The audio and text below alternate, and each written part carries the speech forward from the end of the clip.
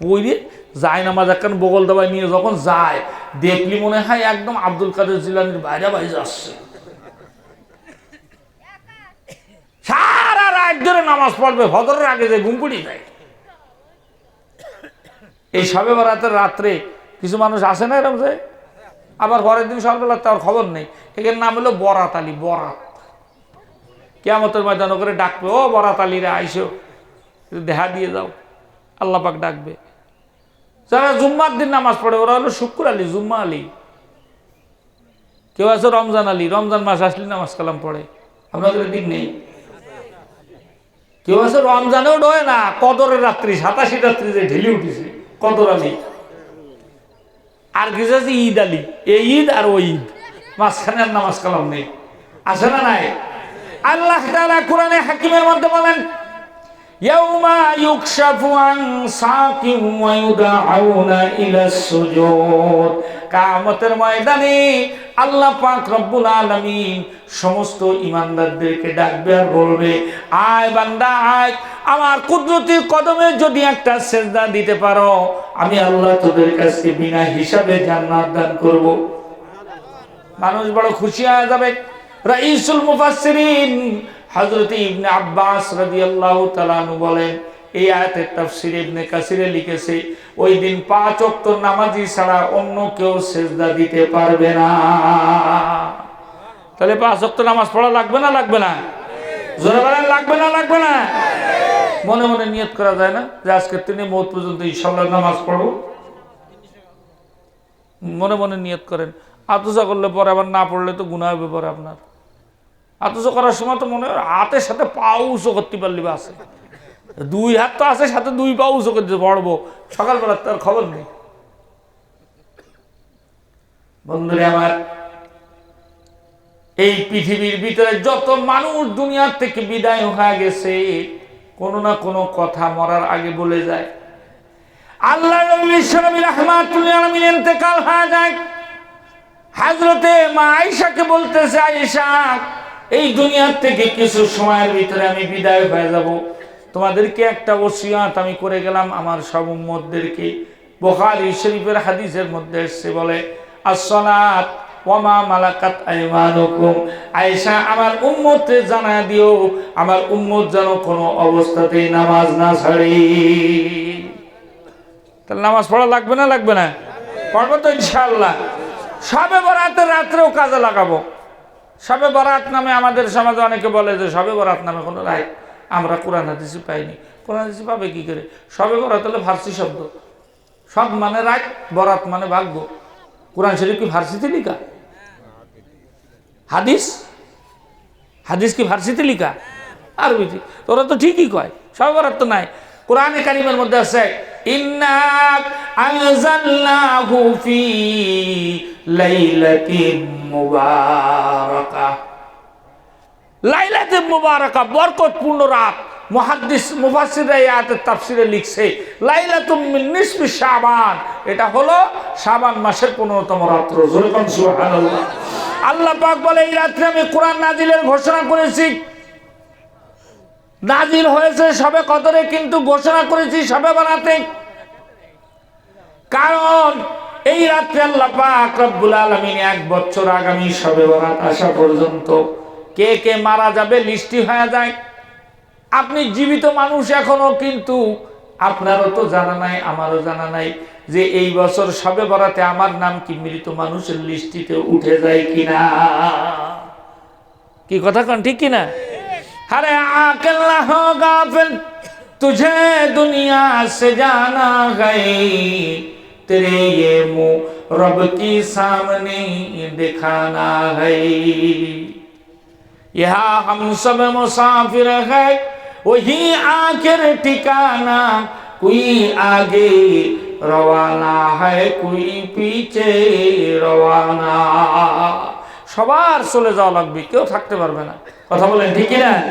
রঙিন এই পৃথিবী ছাড়িতে হইবে, সাদের এই দেহ মাটিতে খাইবে, শূন্য হবে জেন্দেগানি, কার লাগিয়া এত মায়া এত চোখের পানি রে মন, বলেন কার লাগিয়া এত মায়া এত চোখের পানি রে মন, কার লাগিয়া এত মায়া।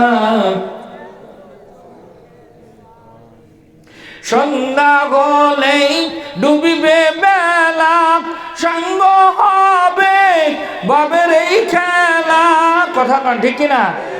সন্ধ্যা হলেই ডুবিবে বেলা, সঙ্গ হবে বাবের এই খেলা, কেউ বা দিবে আখেরি গোসল, কেউ বা দিবে আখেরি গোসল, কেউ বা আনবে আতর দানি, কার লাগিয়া এত মায়া এত চোখের পানি রে মন, কার লাগিয়া এত মায়া এত চোখের পানি। এত শখের দুনিয়া তোমার, নিমিষেই হবে চুরমার, কেউ বা ডাকবে বাবা বলে, কেউ বা ডাকবে মামা বলে, সাড়া তো দিবে না জননী, কার লাগিয়া এত মায়া এত চোখের পানি রে মন, কার লাগিয়া এত মায়া এত চোখের পানি। আল্লাহু আকবার বলেন। তাহলে সবাইকে চলে যেতে হবে দুনিয়ার থেকে, সুতরাং এই শবে বরাতকে জীবনের শেষ শবে বরাত মনে করতে হবে। আবার সামনের বছর পাই কিনা, হায়াত শেষ হয়ে যায় কিনা জানা নাই, মৃত মানুষের খাতায় নাম চলে যায় কিনা জানা নাই। এজন্য রাসূল আকরাম সাল্লাল্লাহু আলাইহি সাল্লাম বলেন, যেহেতু ওই দিন ফায়সালা হয়, সিদ্ধান্ত হয় এক বছরে কি কি খাবে, কি কি পরবে, কোথায় কোথায় যাবে, কি করবে না করবে, আল্লাহ নবী বলেন এই রাত্রবেলায় যেহেতু ভাগ্য নির্ধারণ হয়, এই জন্য একটু ভালো খানার আয়োজন করো। যদি ভালো খানার আয়োজন করো, হতে পারে এই উসিলায় আল্লাহ পাক তোমাকে সারা বছর ভালো খানা খাওয়াবে। আর আমাদের সমাজে এখন আছে, আপনাদের আছে কিনা জানি না, আগে বেশি ছিল, হালুয়া রুটি বানাইতো না সবে বরাতে, এখন বানায়, এখন অল্প স্বল্প। আচ্ছা ভাই, হালুয়া রুটি কি আমাদের কাছে সবচেয়ে প্রিয় খাদ্য নাই? তাহলে তো আমরা এই যে মাহফিলে আইসি, আমাকে সবাই ধরে হালুয়া রুটি খাওয়াইতো, খাওয়াই দেয় গরুর গোশত, মুরগির গোশত, ডিম, মাছ, এগুলো কেন খাওয়ায়? বোঝা যায় এগুলো ভালো খাবার। তাই এই যতদূর ভালো আয়োজন করা যায় ভালো আয়োজন করবেন। আর নয় দেখা আছে হালুয়া রুটি খাইলেন আর আল্লাহ যদি কবুল করে নেয়, তো সারা বছর হালুয়া খাতে খাতে আপনি হালুয়া হয়ে যাবেন। কি কয় বন্ধুরা আমার, এই রাত্রে কয়েকটা ইবাদত আছে করার। একটা হলো কালামুল্লাহ তিলাওয়াত করা। আল্লাহর কালাম যে যত বেশি তিলাওয়াত করবে, আল্লাহ পাকের সাথে তার সম্পর্ক তত গাঢ় হবে। কোরআন তিলাওয়াত করবেন। মুসলমান কোরআন শরীফ তিলাওয়াত ভুলে গেছে, শুধু স্লোগান দিতে করলেই আল কোরআনের আলো ঘরে ঘরে জ্বালো। ওরে বাবা, ঘরে ঘরে জ্বালো, স্বাধীনিত্ব করছে, কারোর ঘরে জ্বলল না, টিভি জ্বলতে কারোর ঘর বাদ থাকলো না, জ্বলিয়ে যাচ্ছে। হ্যাঁ, জীবনে কোনোদিন কেউ স্লোগান দিল না টিভির আলো ঘরে ঘরে জ্বালো, কথা তো কেউ কইনি, কিন্তু জ্বলতেছে। কোরআনের আলো জ্বালো বলতেছে, কিন্তু জ্বলতেছে না। কি কথা কান না খা, মুসলমানের ঘরে কোরআন তেলাওয়াত নাই, এটা বড় দুঃখজনক কথা। যে ঘরে কোরআন তেলাওয়াত হয় শয়তান ভেঙে যায়, রহমতের ফেরেশতা বাসা বেঁধে নেয়। সুবহানাল্লাহ। বন্ধুরে আমার, কোরআন তেলাওয়াত করতে যায় যদি কোনো নফল ইবাদত কেউ না করতে পারে, আল্লাহর নবী বলেন ওই কোরআন তেলাওয়াতের কারণে সমস্ত নফল ইবাদতের সব আল্লাহ পাক তাকে দান করবে। 2 নাম্বার হলো নফল নামাজ পড়তে পারেন। নফল নামাজ, এটা নামাজের যে সিজদা আছে, একবার এক ফেরেশতা জিজ্ঞাসা করে, রব্বুল আলামিন, বান্দা যে এত ইবাদত করে এর মধ্যে সব থেকে পছন্দের ইবাদত আপনার কাছে কোনটা? আল্লাহ পাক বলে, বান্দার সিজদা হলো আমার কাছে সবচেয়ে বেশি পছন্দ। সেজদা আমার কাছে সবচেয়ে বেশি পছন্দ। সুতরাং নামাজ, নফল নামাজ পড়া 2 রাকাত করে পড়তে পারেন, 4 রাকাত করে পড়তে পারেন, যে কোনো সূরা দিয়ে পড়তে পারেন। সলাতুল তাওবার নামাজ আছে, তারপরে সলাতুল হাজাতের নামাজ আছে। জিন্দেগির গুনার কথা মনে করে 2 রাকাত তাওবার নামাজ পড়ে আল্লাহর কাছে কান্নাকাটি করা। এরকম জিন্দেগির যে সমস্ত জিনিস দরকার আছে, সলাতুল হাজাত বলে দরকারের নামাজ, এটা পড়ে তারপর আল্লাহর কাছে চাওয়া পারা যাবে না ইনশাআল্লাহ। বন্ধুরা আমার, আল্লাহর কালাম তিলাওয়াত করব, নফল নামাজ পড়ব, সম্ভব হলে কিছু দান সদকা করব। এই রাত্রে বরকতপূর্ণ রাত্রে দান সদকারও ফজিলত আছে।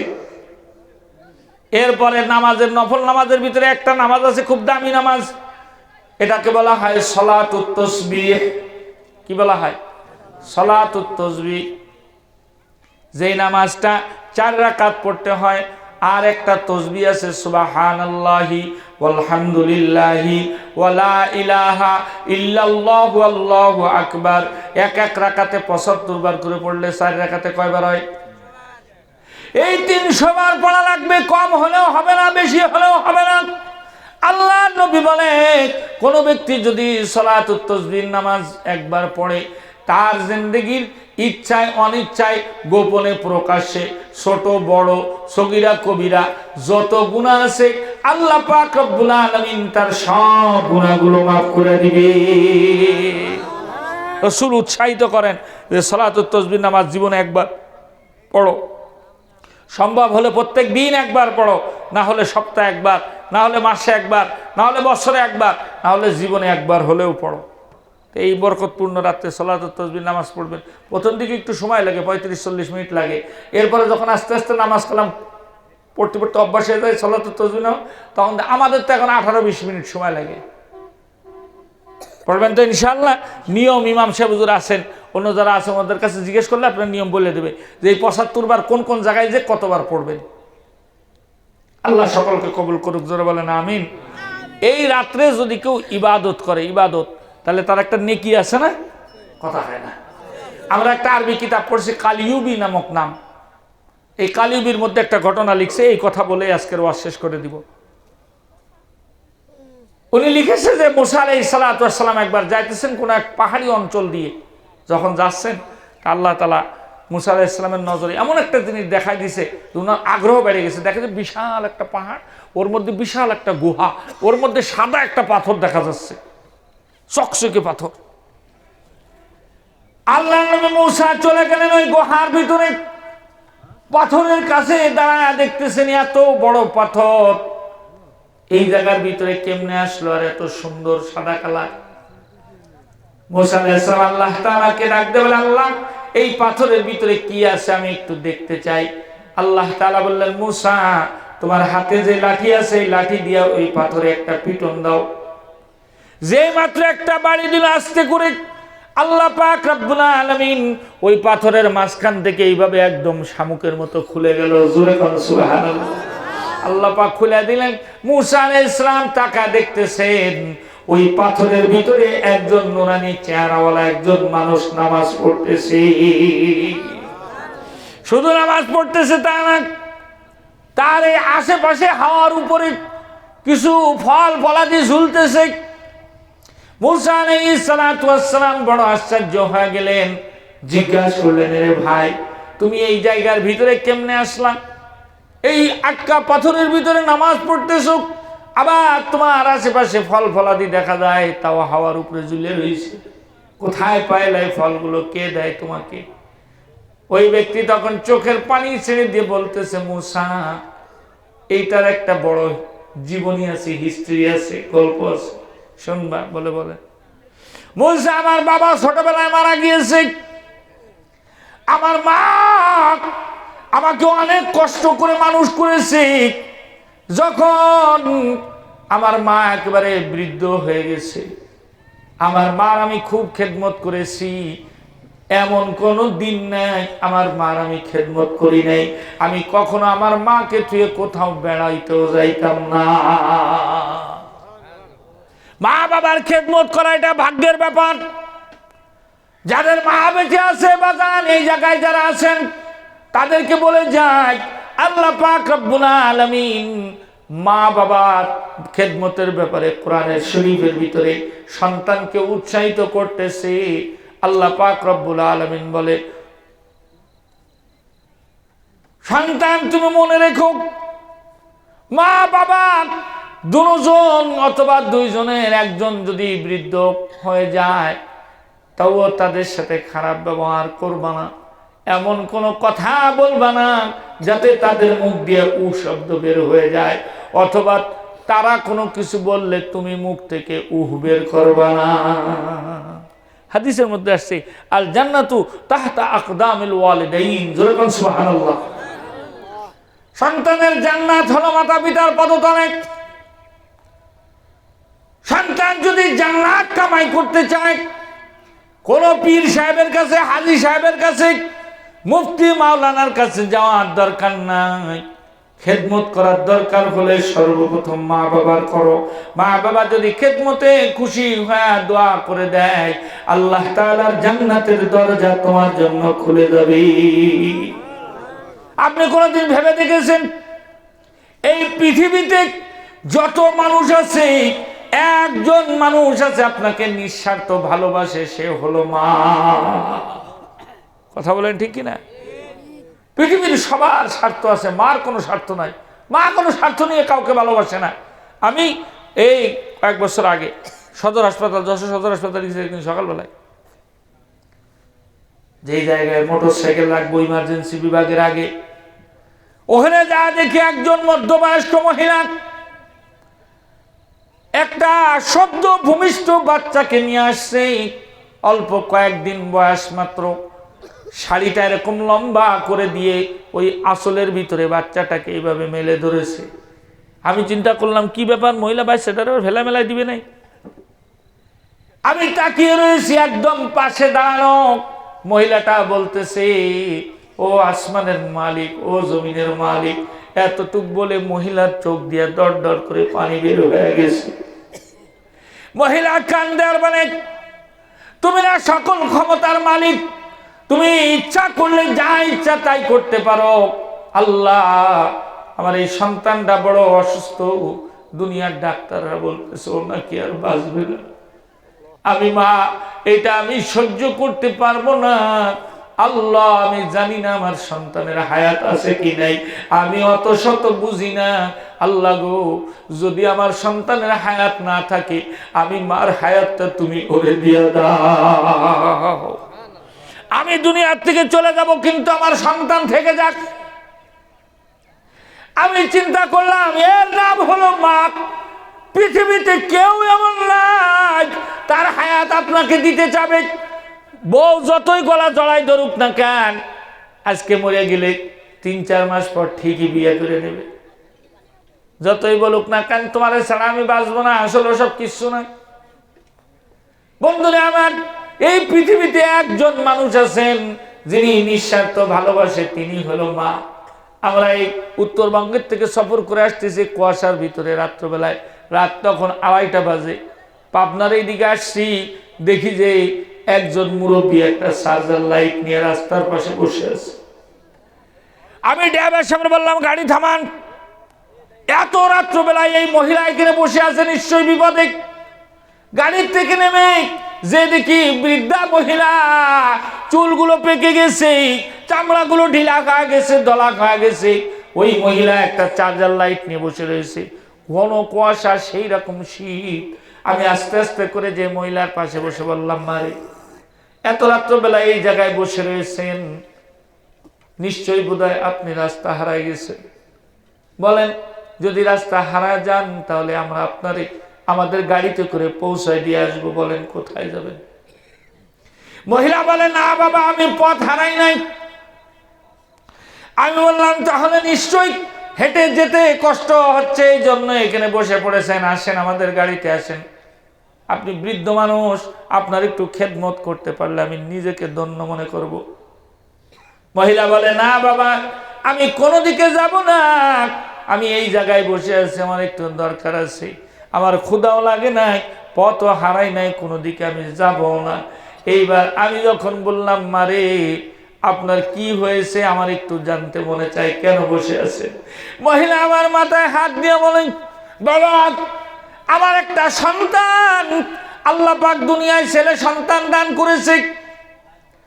আমার সন্তানটারে ছোটবেলা আমি বড় কষ্ট করে মানুষ করেছি, মানুষের বাড়ির থেকে কাজ করে এনে এনে খাওয়ায় মানুষ করেছি। এমনও দিন গেছে খানা দিছে, একজন খাইলে আর একজনের খাওয়া হবে না। আমি মা না খাইয়া সারাদিন পরে কাজ করে যতটুকু খানা পেয়েছি আমি আমার সন্তানকে খাওয়াই দিয়েছি। মহিলা বলতেছে, বাবা আমার ওই সন্তানটা বিদেশ থাকে, 8টা বছর হয়ে গেছে, আমার কলিজার টুকরা সন্তানটারে আমি দেখি না, ওরে একটু আমি শুয়ে দেখতে পারি না, ওর চেহারাটা কেমন হয়েছে আমি জানি না, শরীরটা কাবু আছে না মোটা আছে তাও জানি না। আজকে দুপুরবেলা মোবাইল করেছে, মা আমি শাহজালাল বিমানবন্দরে নামছি, আমি কিন্তু বাড়ি আসতেছি। বাবারে ও যখন এই কথা বলেছে তখন থেকে নিয়ে আমি মা আমার কলিজার মধ্যে ছটফটানি থামে না। ওরে যার সন্তান বিদেশ থাকে সে জানে বিদেশ থাকার সন্তান বাইরে থাকার কি জানা। এই যে আমি ওয়াজ করতে আসি, আমার মা বেঁচে আছে, আমি রাত্রবেলায় যাই বাড়িতে যখন দরজায় টুকা দিই, আজ পর্যন্ত কোনোদিন 2 বার ডাক দেওয়া লাগে না। বউ ঘুমায়, বাপ ঘুমায়, ছেলেবেলে ঘুমায়, দরজার কাছে যায় শুধু একবার টুকা দিয়ে যদি বলি মা,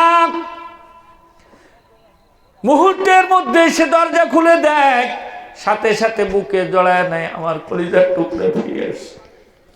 আমি একদিন জিজ্ঞাসা করছি, মা কোনো দিন তো 3টা 4টা 5টাও বেজে দেয়, তুই কি ঘুমাও না? একবার ডাক দিলে তুমি থাকো দরজার ওই পাশের ঘরে, কেমনে তুমি টের পাও, কেমনে খুলে দাও? মা আমার জড়া ধরা বলে, বাজার তোরে কোনোদিন বুঝাইতে পারবো না যে মার কলিজার টুকরা বাইরে থাকে, ওই মার কলিজায় কখনো ঘুম আসে না, শান্তি আসে। তুই যখন ওয়াজ করতে যাস, যত সময় পর্যন্ত না আসো, আমার মনের মধ্যে শুধু কয় রাত্রবেলায় গেছে, কই না জানি থেকে, কই না জানি থেকে। এই জন্য বাজান যাদের মা বেঁচে আছে, সময় থাকতে থাকতে মার খেদমত করে জান্নাত কামাই করো। যার বাবা বেঁচে আছে, সময় থাকতে থাকতে জান্নাত কামাই করো। এই ঋণ, এই নিয়ামত একবার হারাই গেলে কিন্তু আর পাওয়া যাবে না। কথা বলেন ঠিক কিনা? ওরে মায়ের খান দুধের দাম কাটিয়া গায়ের চাম, মায়ের খান দুধের দাম কাটিয়া গায়ের চাম, পাপস বানাইল ঋণের শোধ হবে না, এমন দরদি ভাবে কেউ হবে না আমার মা গো। যাদের মা বাবা বেঁচে আছে, সময় আছে, খেদমত করে জান্নাত কামাই করে। যাদের মা বাবা মরে গেছে, কমপক্ষে শুক্রবারের দিন মা বাবার কবরটা একটু জিয়ারত করবেন। হাদিস শরীফের মধ্যে আসছে, যেই সন্তান মা বাবার কবর শুক্রবারে জিয়ারত করে, আল্লাহ তাআলা ওই মা বাবা সহ ওই সন্তানকে মাফ করিয়া দেয়। ওই সন্তান বলতেছে, মুসা আমার মা বৃদ্ধ হয়ে গেছে, খেদমত করতেছি আমি, হঠাৎ করে একদিন আমারে বলেন, সন্তান আল্লাহর ঘর বাইতুল্লাহ আমার দেখতে মনে চায়, একটু নিয়ে যাবি নি?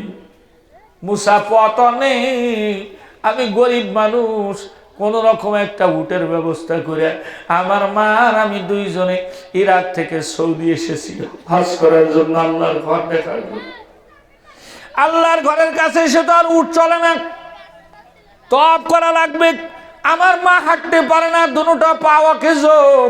আমার মা বলতে লাগলো, সন্তান এইবার আমি কিভাবে তওয়াব করব? সন্তান বলে, মা চিন্তা করো না, আমি তো আছি। বলে, মুসা একটা ঝুড়ি কিনলাম, আমার মাকে ওই ঝুড়ির ভিতরে বসায়া আমি মাথায় করে নিয়ে আল্লাহর ঘর বাইতুল্লাহ আমার মাকে আমি তওয়াব করাইছি।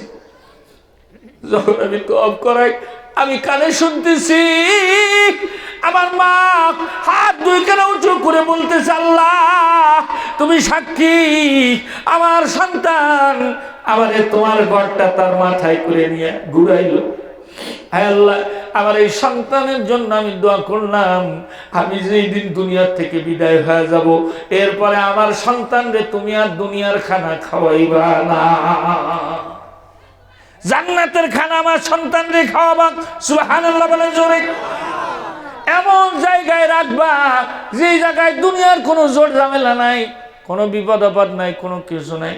বলে মুসা, আমার মা যেদিন মরে গেছে আমি জানি না কিভাবে এই পাথরের ভিতরে আমি আসছি, সারা দিন রাত ইবাদত করি, সময় মতো আল্লাহ তাআলা আমার যেই ফল খাইতে মনে চায়, যে খানা খাইতে মনে চায়, আল্লাহ তাআলা জান্নাতের খানা এই পাথরের ভিতরে পৌঁছায় দেয়।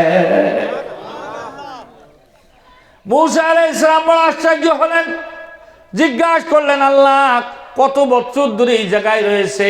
বলে বেশি না, মাত্র 350 বছর। কত বছর? আরো জোরে কর।